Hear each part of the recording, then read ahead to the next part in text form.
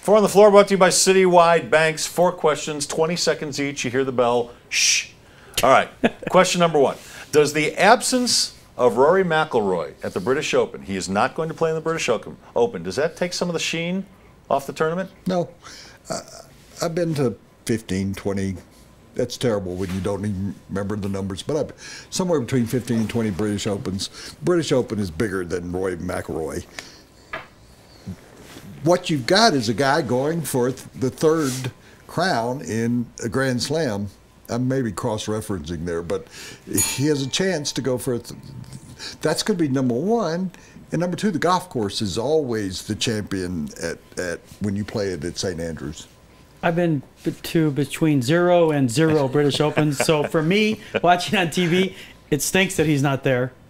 I mean, you said take the sheen. I thought you meant take Charlie Sheen out of the gallery. That would be luster. That would be the worth luster. I do think it takes something away. He's the first British Open champion not to defend since Hogan in 61 years. 54. I do think it takes something away from it. I do too. I'm with Troy on this. If nothing else, I'd like to see the defending champ going against the guy who is going for the Grand Slam in golf. So I think it takes a little bit away.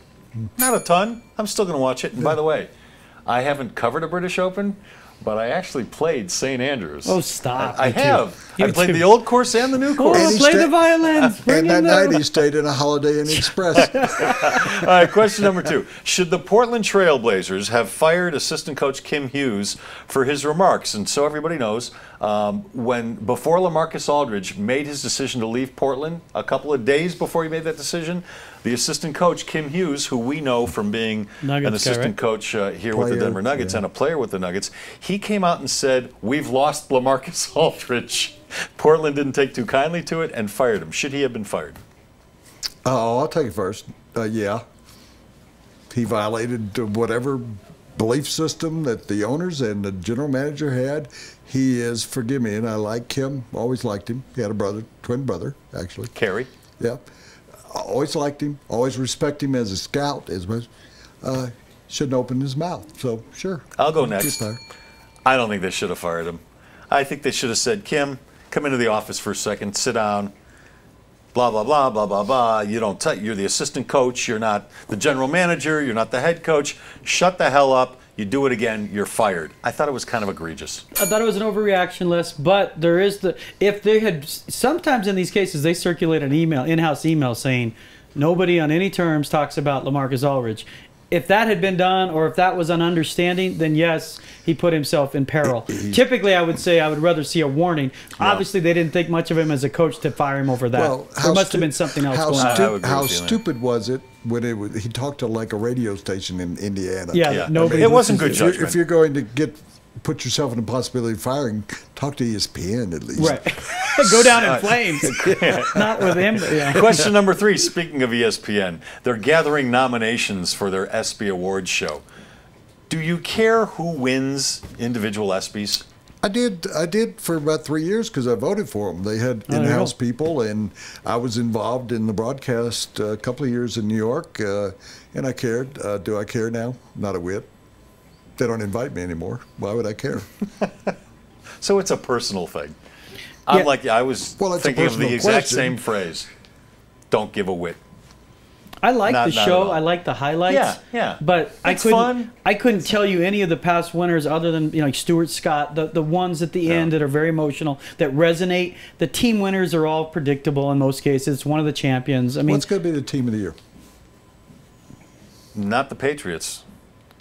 Team of the year will be the Women's World Cup. Thank you. Yeah. I mean, that's a slam dunk now. I mean, I don't really. You know what? I don't think it's about the winners. And I think, and you would know this better because you know how they think in Bristol. It's not so much about the award and the winners. It's about the show. It's about the collection of big names in one place. Sure, what they're going to dress like. As I said, I did it in New York. They did it in one of the major theaters there, Rockefeller Center? Rockefeller Center.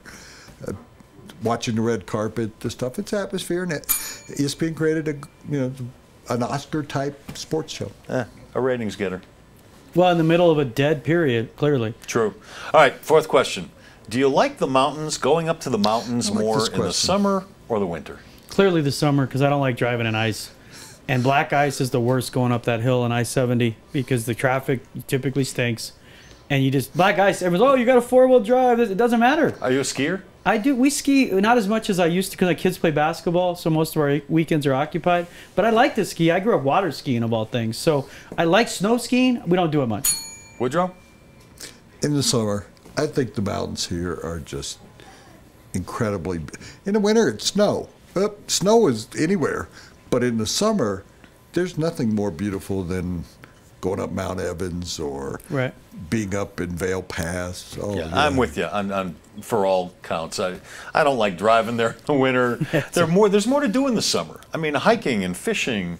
Not that I hike and fish a whole lot, but there's more I don't do either. But if I did, but you know what? I like going up, just camping out and looking up at the green and the mountains. It's drinking, beautiful. sitting, reading. It's peaceful in the Working mountains. out. Yeah, it's amazing that when you get like 30 minutes outside of town, how peaceful. It's like another world. It's very, very quiet. And I would guess just to end the note on that most people who live in Denver rarely get to the mountains.